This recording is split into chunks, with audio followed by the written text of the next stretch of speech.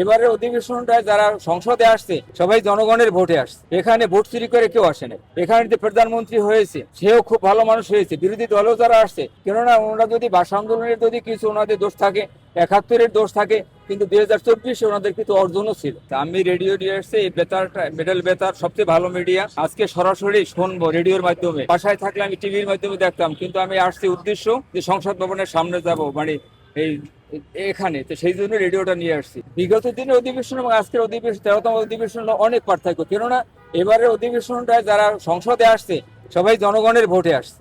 এখানে ভোট চুরি করে কেউ আসে না।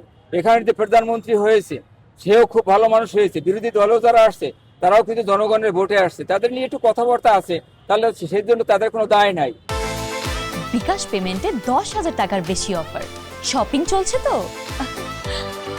কেননা ওনারা যদি ভাষা আন্দোলনের যদি কিছু ওনাদের দোষ থাকে, 71-এর দোষ থাকে, কিন্তু 2024 ওনাদের কিন্তু অর্জনও ছিল, এবং সেই অর্জন ভিত্তিতে মানুষ কিন্তু ভোট দিয়েছে জনগণ। ওনারা 67টি আসন পেয়েছে এবং বিরোধী দল হিসেবে আসছে।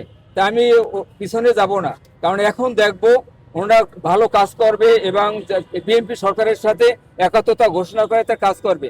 যেখানে বিরোধিতা করা দরকার নৈতিক প্রশ্নে সেখানে করবে। আন্দোলন সংগ্রাম তারা সংসদেই করবে, বাইরে করতে পারবে না।